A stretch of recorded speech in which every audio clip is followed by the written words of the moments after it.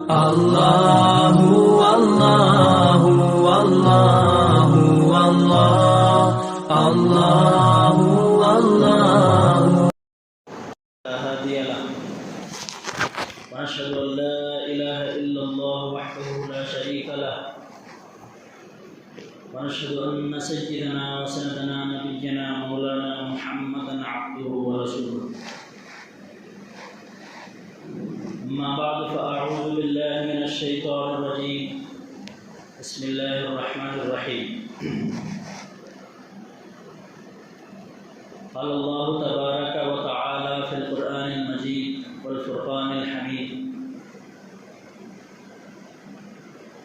ومن يطع الله والرسول فأولئك مع الذين أنعم الله عليهم من النبيين والصديقين والشهداء والصالحين وقال تعالى من يطع الرسول فقد أطاع الله وقال تعالى لقد كان لكم في رسول الله أسوة حسنة وقال النبي صلى الله عليه وسلم لا يؤمن أحدكم حتى يكون أحب إليه من والده وولده والناس أجمعين صدق الله العظيم وصدق رسوله النبي الكريم ونحن على ذلك من الشاهدين والشاكرين والحمد لله رب العالمين اللهم صل على سيدنا محمد وعلى آل سيدنا محمد وبارك وسلم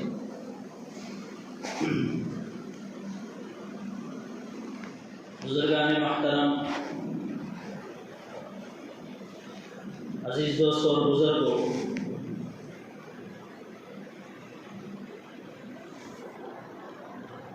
گزشتہ جمعہ آپ حضرات کے سامنے اسلام و ایمان کی صورت اور حقیقت کے متعلق چند معروضات پیش کی گئی، اور آج کے اس مبارک مجلس میں جو بات عرض کرنی ہے، کیونکہ یہ مہینہ ربیع الاول کا مہینہ ہے،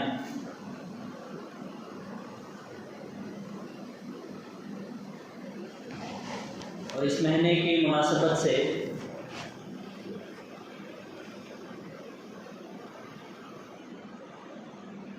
اکثر و بیشتر سیرت کا عنوان کا انتخاب کیا جاتا ہے۔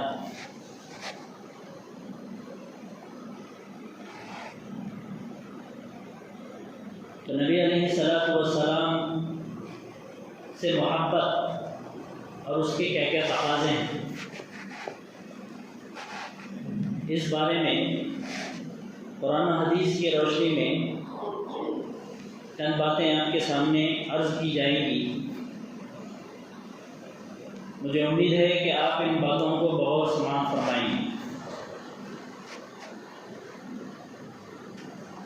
سب سے پہلے یہ بات مسلمانوں کو یہ ذہن میں رکھنا ہے کہ امت مسلمہ کا اپنے نبی کے ساتھ تعلق کا معاملہ دوسری جو قومیں ہیں، دوسری جو اقوام ہیں، ان کے پیشواؤں سے بالکل جدا کرنا ہے، اور اس کے کئی وجوہات بھی ہیں۔ پہلے وہ وجوہات کو سمجھتے ہیں۔ سب سے پہلی وجہ، دوسرے قوموں نے مذہب کو عملی زندگی سے نکال باہر کیا، یعنی دوسرے مذہب والے اپنی زندگی کو مذہب سے مربوط نہیں کرتے، یعنی اپنی زندگی کا تعلق مذہب سے نہیں جوڑتے۔ ان کا ماننا اور ان کا کہنا یہ ہے کہ مذہب الگ چیز ہے، زندگی الگ چیز ہے۔ زندگی گزارنے کے لیے مذہب کا ٹکراؤ نہیں ہونا چاہیے۔ ہم جیسے چاہے رہ سکتے ہیں، جیسے چاہے کھا سکتے ہیں، جیسے چاہے پی سکتے ہیں۔ ہماری زندگی کے ہم خود مالک ہیں، اس میں مذہب کا کوئی لینا دینا دخل نہیں۔ اب یورپ میں حکومت اور کلیسا کی جو جنگ شروع ہوئی مذہب اور زندگی کے تعلق سے، وہ آخر میں اس بات پر ختم ہوئی کہ انسان کی عملی زندگی سے کلیسا کا یعنی مذہب کا کوئی تعلق نہیں، دونوں الگ الگ پٹریاں ہیں، دونوں کا منشا و مقصد الگ ہے۔ مذہب کے خلاف یہ بغاوت اور اس بغاوت کی کامیابی نے پوری دنیا کی زندگی، پوری دنیا کے قوموں پر اس کا گہرا اثر چھوڑا، اور تو اور مسلمان بھی زیادہ تر اس میں پھنستے چلے گئے۔ آج بہت بڑا طبقہ مسلمانوں کا، پڑھا لکھا طبقہ ایسا ہے جو مذہب کو الگ زاویے سے، الگ نگاہ سے دیکھتے ہیں اور زندگی کو الگ زاویے سے، الگ طریقے سے دیکھتے ہیں، یعنی گویا ان کے پاس مذہب اور زندگی دونوں الگ الگ چیزیں ہیں، جبکہ مذہب اور زندگی دونوں ایک ہیں۔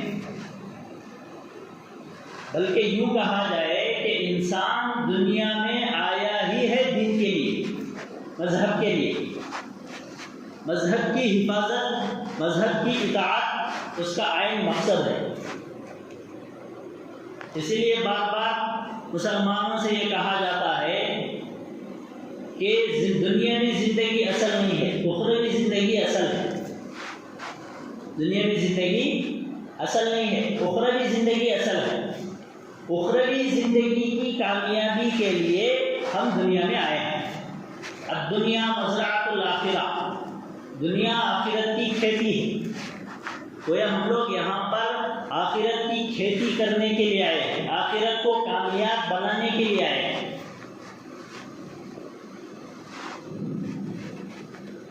تو اس کا اثر پوری دنیا کے قوموں پر پڑا اور انسان پر مذہب کی جو کچھ بھی تھوڑی بہت گرفت تھی، پکڑ تھی، وہ ڈھیلی پڑ گئی۔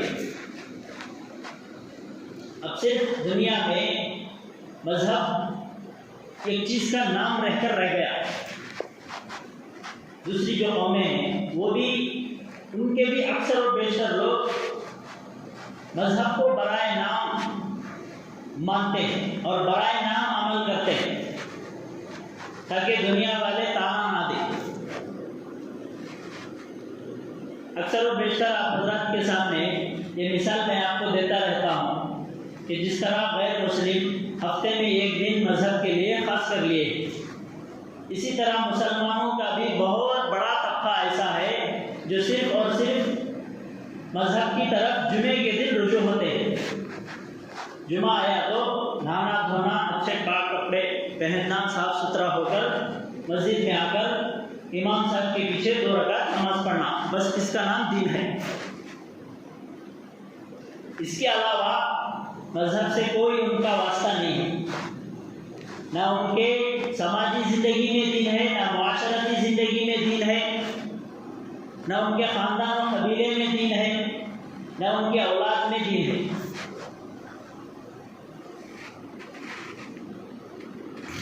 تو اس کا نتیجہ کیا ہوا کہ ان قوموں میں مذہبی پیشواؤں کی حیثیت زیادہ سے زیادہ ایک قابل احترام شخصیت کی ہوگی، جسے وہ اپنے مذہب کے پیشوا یا نبی یا جو کچھ بھی مانتے ہیں وہ صرف قابل احترام شخص بن کر رہ گئے۔ ان کو فالو کرنا، ان کے باتوں پر عمل کرنا، ان کے احکام پر عمل کرنا، یہ کوئی چیز ان میں باقی نہیں، اور اس کا اثر مسلمانوں پر بھی گہرا پڑا۔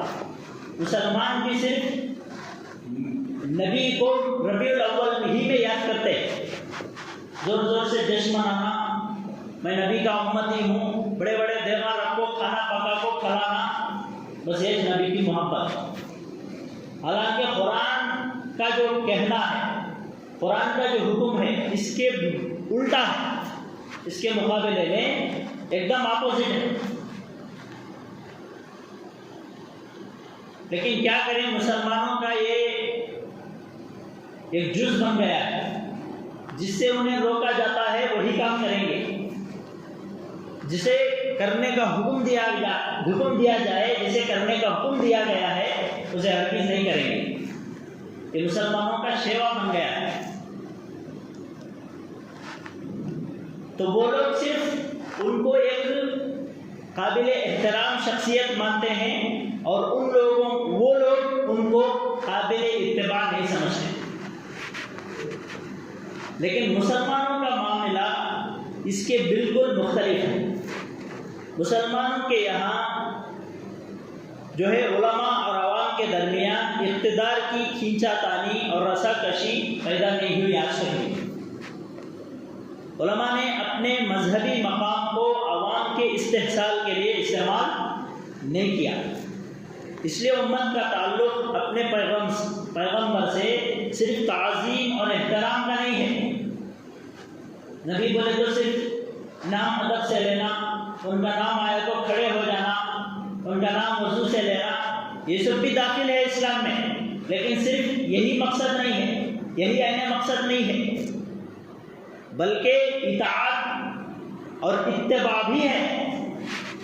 نبی کا صرف دل سے احترام کرنا، ان کی تعظیم کرنا، یہی عین مذہب، یہی عین اسلام، یہی عین دین نہیں ہے، بلکہ ان کی اتباع کرنا، ان کی فرما برداری کرنا، وہ جن کاموں کے کرنے کا حکم دیا ہے اس پر عمل کرنا، اور جن کاموں سے روکا ہے اس سے رکے رہنا۔ ما آتاکم الرسول فخذوہ وما نہاکم عنہ فانتہوا، جس کو رسول تمہیں دے اسے لے لو، جس سے منع کرے اس سے رک جاؤ، اس کا نام دین ہے۔ اسی لیے اللہ تبارک و تعالیٰ پورے دین کو، پورے شریعت کو نبی علیہ الصلوۃ والسلام کے ذات اقدس سے مربوط کر رکھا ہے۔ آپ قرآن کو مانیں، حدیث کو مانیں، قرآن پر عمل کریں، رسول پر عمل کریں، یہ بھی نبی کی اتباع ہے۔ نماز پڑھنا قرآن کا حکم ہے، لیکن اس کا طریقہ آپ کو نبی کو دیکھ کر سیکھنا پڑے گا۔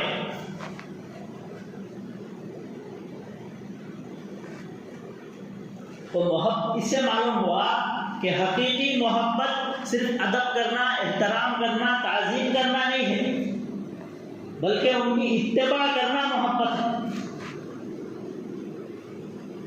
ان کی نافرمانی سے بچنا، ان کی فرما برداری میں دنیا اور دنیا کی تمام چیزوں سے زیادہ محبوب رکھنا، ان کے عمل کو، ان کے قول کو، ان کے فعل کو دنیا اور دنیا کی تمام چیزوں سے افضل رکھنا، سب سے زیادہ محبوب رکھنا، یہ اصل اتباع ہے، یہ اصل نبی کی پیروی۔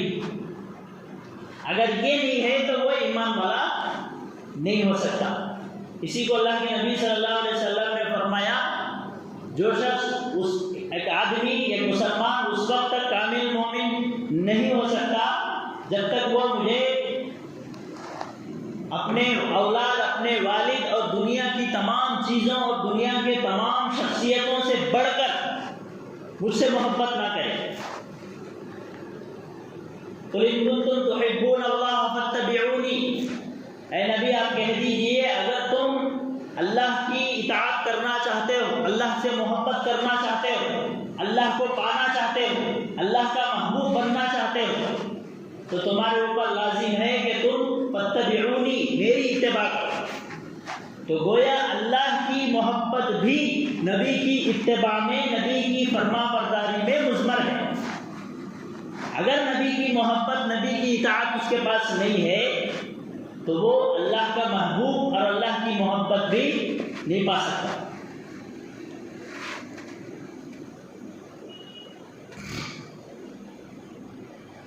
تو اسلام ہم پر واجب قرار دیتا ہے کہ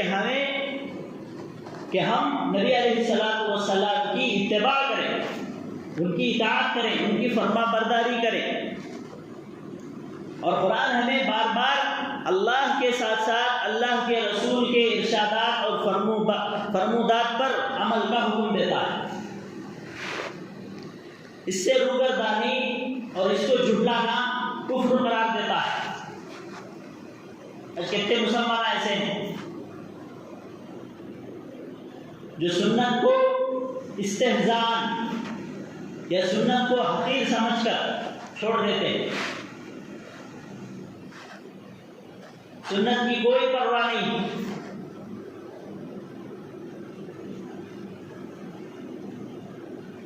ایک مسلمان کا گھر جنت کا نمونہ ہونا چاہیے تھا. آج پوری دنیا میں علاؤالدین کا چراغ لے کو ڈھنڈے پہ بھی ویسا گھر نہیں ملتا.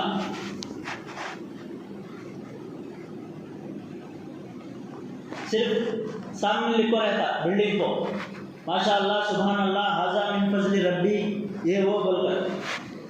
اب اندر جا کو دیکھے تو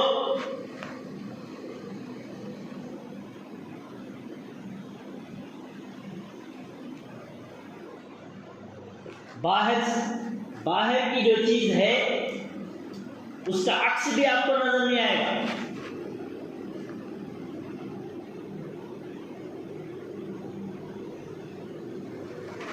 اس کے رہن سہن میں، اس کے کھانے پینے میں، اس کے در و دیوار میں کہیں پر بھی آپ کو نبی کی محبت نظر نہیں آئے گی.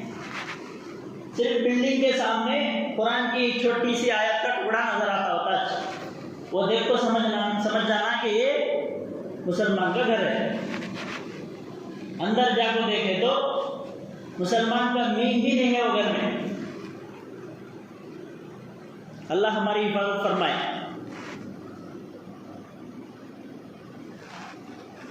تو نبی سے محبت کا صرف زبان سے دعویٰ کرنا، صرف ان کا احترام کرنا، صرف ان کی تعظیم کرنا، یہ ایسا مقصد نہیں ہے مسلمانوں کا، بلکہ ان کی اتباع کرنا، ان کی پیروی کرنا، ہر بات میں ان کو مقدم رکھنا، یہ اصل فرما برداری ہے.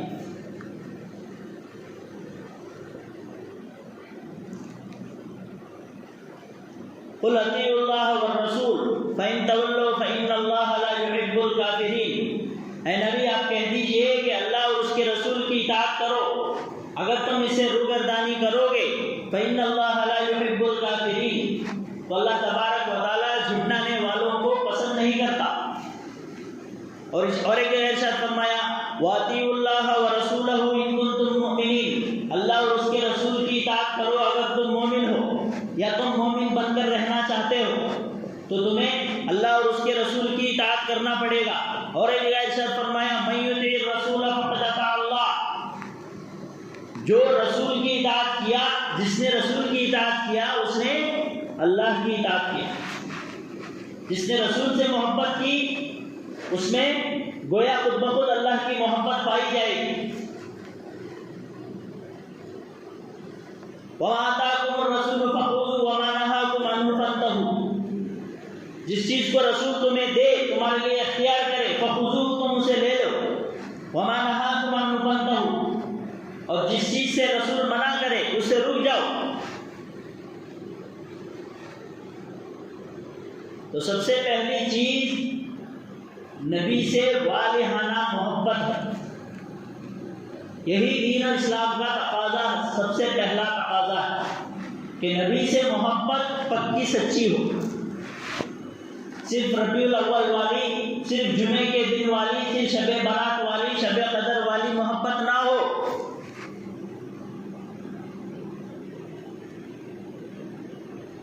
صرف کھانا کھاتے شیمبو سنتیں یاد آتی. کدو کھانا سنت ہے، کھانے سے پہلے میٹھا چکھنا سنت ہے، ایسا بیٹھ کو کھانا سنت ہے، ویسا بیٹھ کو کھانا سنت ہے. خالی وہ کھانے کے وقت میں پورے سنتاں سب کو یاد آ جاتی ہے.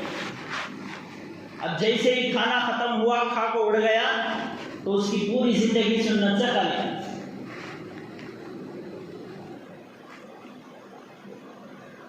دیکھو کتنے مسلمان اب جمعے میں آنے والے ٹوپی جمعہ ہونے تک سر پر رکھتی، جمعہ ہونے کے بعد مدر کو وہ بھی دھیان بھی رکھتا نہیں، اتنی بھی عزت نہیں اس کی، پیچھے رکھتا، پیچھے کے جیب میں. کیا بہت بڑی بابرکت چیز وہ تو سمجھ نہیں، یہ حالت ہے. اب پھر اوپر سے دعویٰ ہے کہ میں نبی کا امتی ہوں، میری بخشش ہو جائے گی، میں کلمہ پڑھنے والا ہوں، میں جہنم میں نہیں جاؤں گا، اگر جہنم میں گیا تو بھی بخش دیا جاؤں گا۔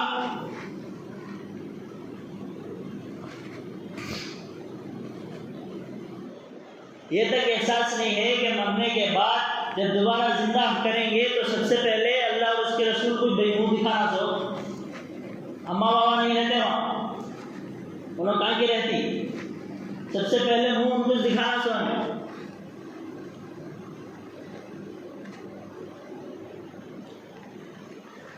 تو پیغمبر سے انسانیت کا تعلق لازمی محبت اور احترام کا ہے، اور یہ جو محبت ہے یہ دوام کا تقاضا کرتا ہے۔ نبی سے جو محبت ہے اس کا تقاضا یہ ہے کہ وہ دائمی ہو، ہمیشہ ہو، صرف دل میں آیا تو محبت، جمعہ آیا تو محبت، ایسے مخصوص جو شب قدر، شب برات، یہ جو مخصوص ایام ہیں، یا ربیع الاول آیا تو ربیع الاول آیا آتے ہی سمجھ جانا، کتنے دعوے ہوتی، کتنے جلسے جلوساں ہوتی نبی کے نام پر، نبی کی پیدائش پر، نبی کی میلاد پر، لیکن ان کی زندگی کو اگر مطالعہ کریں گے آپ، ان کی زندگی کو دیکھیں گے تو ان کی پوری زندگی میں، ان کی پوری حیات میں ایک سنت کو بھی آپ نہیں پا سکیں گے۔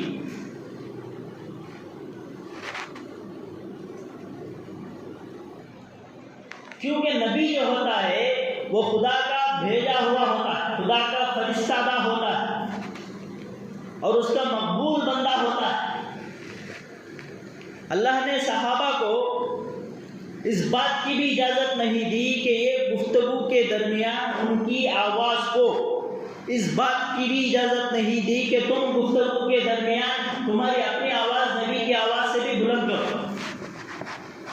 جب ان سے بات کرو تو تمیز سے، ادب سے بات کرو، احترام سے بات کرو، اپنی آواز کو نیچی دھیمی کر کے بات کرو، جیسے ایک شاگرد اپنے استاد سے بات کرتا ہے۔ تو گویا ہمارے نبی ہمارے لیے کیا ہے؟ معلم ہے۔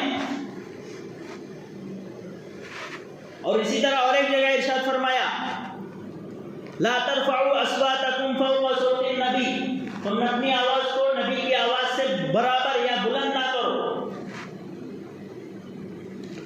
اور ایک جگہ فرمایا، لا تجعلوا دعاء الرسول بینکم کدعاء بعضکم بعضا، تم نبی سے ایسے گفتگو نہ کرو یا نبی کو ایسے مت بلاؤ جیسے تم آپس میں ایک دوسرے سے بلاتے ہو۔ تو صرف احترام ہی کیا نہیں ہے، کافی نہیں ہے، احترام اور تعظیم ہی کافی نہیں ہے، بلکہ والہانہ محبت ہونا نبی سے، تبھی جا کر ایک مسلمان کامل مومن ہو سکتا ہے۔ نبی سے محبت ہے لیکن نبی کے طریقوں سے محبت نہیں، نبی سے محبت ہے، نبی کی محنت سے، نبی کی مشقت سے کیا نہیں ہے، محبت نہیں ہے۔ نبی سے محبت ہے، نبی کے چہرے سے محبت نہیں، نبی سے محبت کا دعویٰ ہے لیکن نبی کا لباس پسند نہیں ہے، نبی سے محبت ہے لیکن نبی کے طور طریقوں پر، نبی کے دن و رات ہمیں پسند نہیں ہے، نبی کا رات میں جاگنا، نبی کا جو ہے رو رو کر دعائیں مانگنا، یہ ہمیں پسند نہیں ہے۔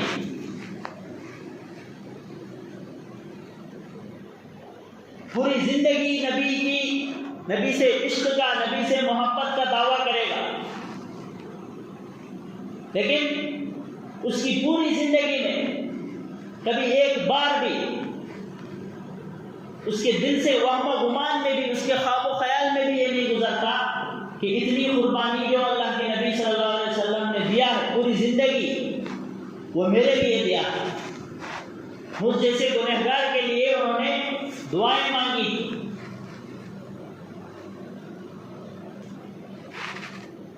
تو صرف دعویٰ کرنا، دعویٰ صرف ہمیں نجات نہیں دلائے گا،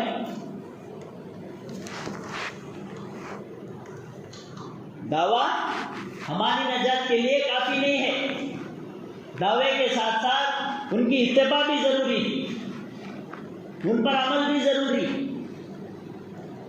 اور نبی علیہ الصلوۃ والسلام کی ولادت کا مقصد کان کھول کر سننے کی بات ہے۔ ایک ہے ولادت، ایک ہے مقصد ولادت۔ میلاد کسے بولتی؟ ولادت کی۔ ولادت کسے بولتی؟ پیدائش کی۔ نبی کی پیدائش سب بھی مانتی، کافران بھی مانتی۔ اس وقت کے کفار جو مکے میں تھے، حضرت عبداللہ کے گھر میں نبی علیہ الصلوۃ والسلام کی پیدائش ہوئی تو سب سے پہلے خوشی منانے والے، سب سے پہلے میلاد منانے والے کافران تھے، تو مسلمان نہیں تھے کون بھی۔ سمجھ رہے بات؟ جشن ہمارے سے زیادہ، ہمارے سے اچھا، ہمارے سے احسن طریقے پر انہوں منائے میلاد کا جشن۔ ابو لہب، سمجھ رہے بات؟ ابو لہب جیسا آدمی بھی سب سے پہلے اس کی باندھی، اس کی لونڈی جب آ کر اسے خبر دی کہ عبداللہ کے گھر لڑکا پیدا ہوا ہے، تو اس خوشی میں انہیں سب سے پہلے اسے آزاد کر ڈالے، میرے غلام تھی سو۔ لیکن مسئلہ کہاں پیدا ہوا؟ اس وقت پیدا ہوا جب نبی کا مقصد حیات بیان کیا گیا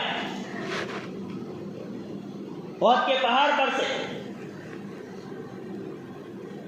مکے کے پہاڑ سے جب نبوت کا اعلان کیا گیا، مقصد حیات بیان کیا گیا کہ میں کس مقصد کے لیے مبعوث کیا گیا،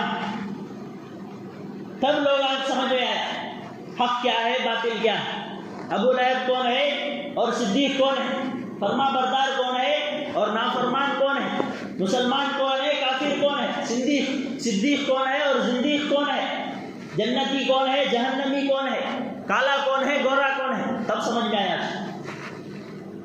تو اس سے معلوم ہوتا ہے کہ صرف حیات کو پکڑ لینے سے کامیابی ملنے والی نہیں، مقصد حیات کو بنانا ہے، اسے پکڑنا ہے۔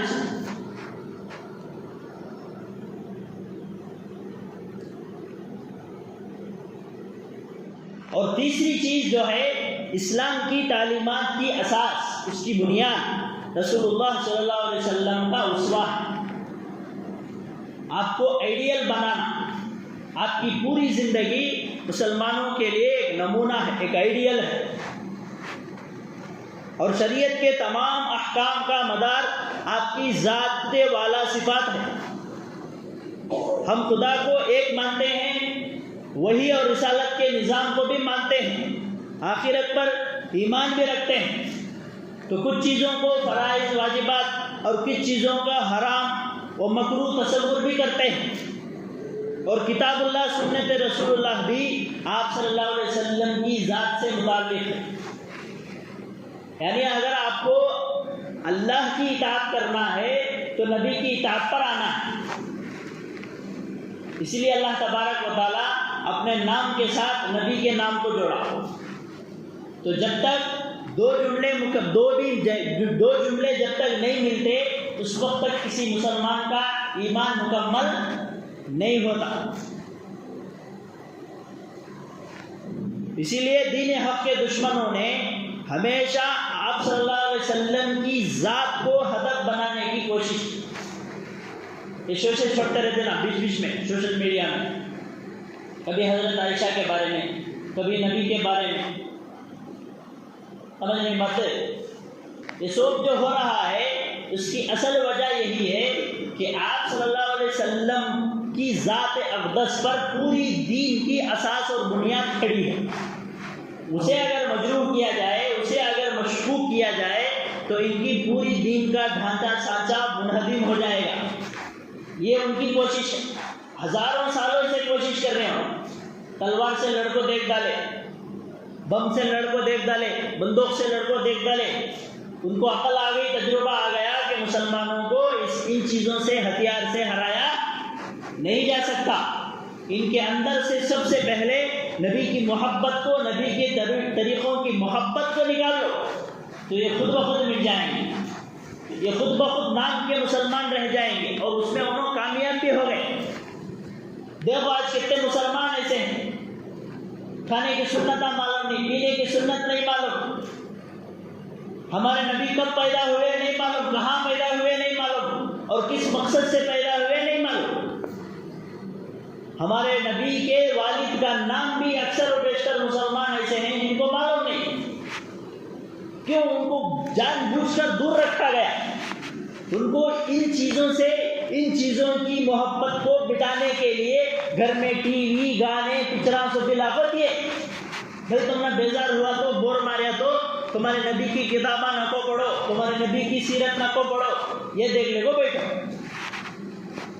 اس میں تمہارا ٹائم پاس بھی ہو جائے گا اور ہمارا کام بھی نکل جائے گا۔ ٹی وی پیسے خرید کو لے کر آیا، پیسے اپنی ذات کی محنت کے پیسے ڈال کو ٹی وی لے کر آیا، اور اپنی محنت کی ذات کے پیسے دیکھو مہینہ مہینہ اس کی بل بنتا، لیکن اس کا مقصد پورا ہو رہا، سو اس کا مقصد پورا ہو رہا، اس کے مقصد کو پورا کرنے کے لیے انہیں اپنی آخرت پر بات کر رہا۔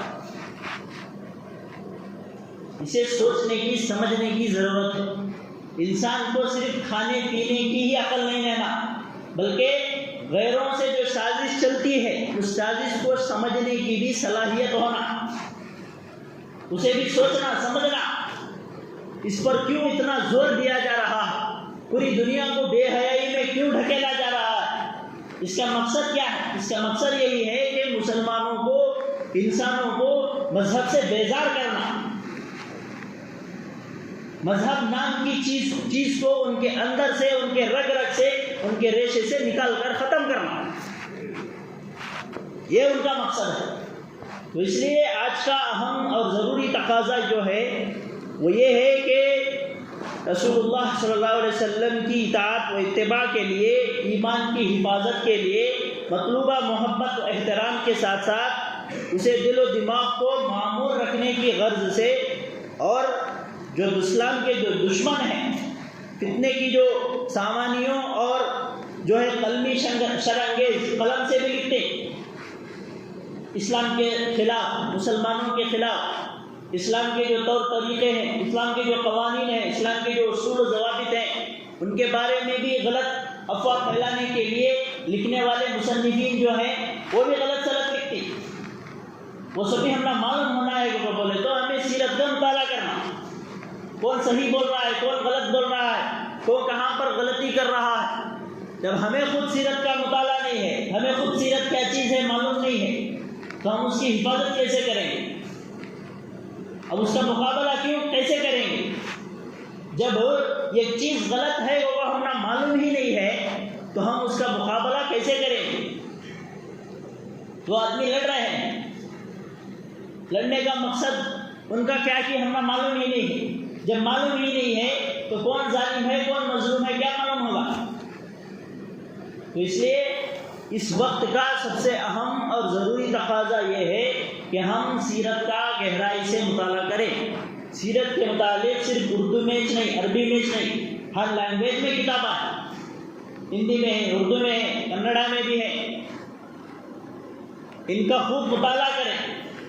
اور یہ جو غلط فہمیاں جو اسلام کے دشمنوں کی طرف سے جو پھیلائی جا رہی ہے پورے ملک میں، ہمارے جو غیر مسلم احباب ہیں جن کے اچھے تعلقات ہیں ان کو سمجھائیں، ان کو صحیح طریقہ بتائیں، صحیح جو ہے سیرت کا، ان کو صحیح سیرت سے ان کو آگاہ کریں، تاکہ یہ جو غلط فہمیاں بڑھتے بڑھتے جو دشمنی میں تبدیل ہو رہی ہے اس کو ختم کریں۔ جو بگاڑ پیدا ہوا ہے وہ بگاڑ پیدا کرنے سے بھی ادمیان ہیں، اس بگاڑ کو صحیح کرنے والے بھی ادمیان ہیں۔ ان کی محنت انہوں کر رہے ہیں کہ ہمارے خلاف، مسلمانوں کے خلاف، اسلام کے خلاف، ہمارے نبی کے خلاف ان کے آپس کے لوگوں میں زہر گھول رہے ہیں۔ تو اب ہماری ذمہ داری یہ ہے کہ اب ہمیں محنت یہ کرنا ہے کہ ہم اس غلط فہمی کو اپنے طور سے کیا کریں گے؟ دور کریں گے۔ اگر نہیں کریں گے، خاموش رہ جائیں گے تو یہ بڑھتی ہی چلی جائے گی، یہ غلط فہمی ایک دن کیا ہو جائے گی؟ دشمنی میں تبدیل ہو جائے گی، کیا سے کیا ہو جائے گی۔ تو اس لیے آپ سے گزارش ہے کہ جہاں تک ہو سکے خوب سیرت کا مطالعہ کریں، اپنے اندر جو ہے سیرت کے جز سے واقفیت لانا یہ مسلمان کی اہم ذمہ داری ہے۔ تو اسی لیے موقع بھی ہے، محل بھی ہے، ربیع الاول کا مہینہ بھی ہے. آپ کی سیرت جہاں تک آپ پڑھ سکتے ہیں، جتنا وقت آپ کو ملے، روزانہ ایک صفحہ ہی کیوں نہ ہو، اسے لے کر مطالعہ کریں. ہو سکے تو اس مطالعے کو اپنے حد تک محدود نہ رکھتے ہوئے اپنے گھر والوں کو، اپنی اولاد کو، اپنے اڑوس پڑوس کو بھی سنائیں، تاکہ ان کو بھی سیرت کے بارے میں کچھ نہ کچھ معلومات حاصل ہو. کریں گے نا ابھی انشاءاللہ. اللہ ہم سب کو عمل کی توفیق نصیب فرمائے. آمین. وآخر الدعوانا الحمدللہ رب العالمین.